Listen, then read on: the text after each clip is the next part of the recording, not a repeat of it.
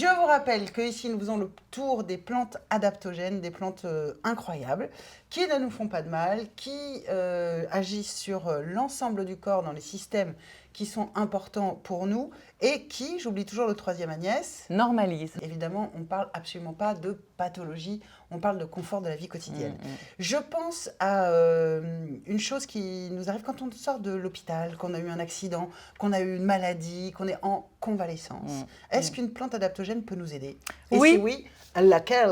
Il y en a une que j'aime pour ces états un peu fébriles, convalescence, qui va être celle-ci. C'est une jolie petite baie noire, mais alors ça s'appelle Eleutherocoque, d'accord? On l'appelle aussi ginseng sibérien.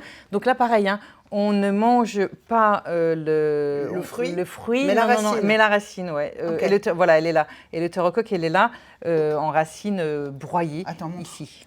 On dirait des copeaux de bois, là. Pour le coup. Alors, franchement, ça sent quelque chose? Ah oui, un peu. T'es sûr que c'est pas du bois?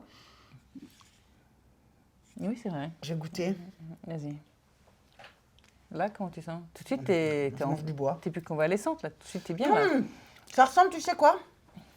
Les bâtons de réglisse qu'on mangeait quand on était petit. Quand on était petit. Le réglisse.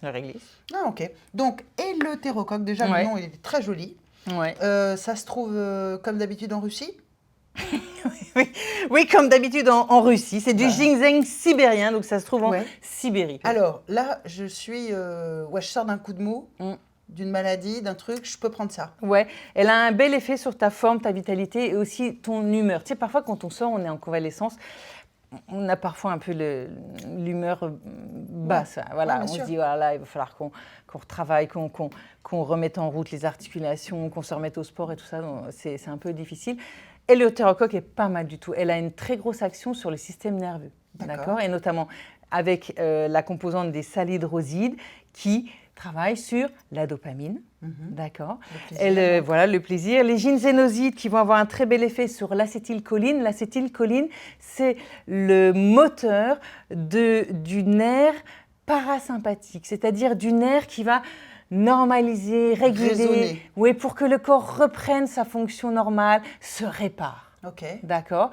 Et elle va aussi avoir un effet avec le GABA. Elle va améliorer l'humeur en stimulant ou modulant en tout cas le GABA. Donc ça, c'est pas mal du tout, c'est très intéressant. Au niveau du système immunitaire, elle contient des polysaccharides qui à nouveau vont aider l'immunité, le système immunitaire à fonctionner correctement. Tu commences quand tu sors de la maladie ou oui, plutôt que... Si c'est une opération, tu vois, si c'est une opération de la hanche, de je ne sais trop quoi, tu fais ton opération, tu écoutes les recommandations médicales, bien évidemment. Et ensuite, à la sortie, plutôt quand tu es en rééducation, etc., tu prends cette plante-là. Alors le matin, le soir? Plutôt le matin ou le midi, parce que ça reste quand même un tonique, puisqu'elle va en général stimuler aussi la dopamine, donc plutôt matin ou midi. Donc si tu le prends le soir, tu vas cogiter toute la nuit. Ok, très bien. Tu le prends comment? Parce que là, c'est les bouts de bois, c'est les copeaux, je t'annonce, je mange pas ça. Voilà, alors là, par contre, ça c'est extra pour infusion ou décoction. D'accord.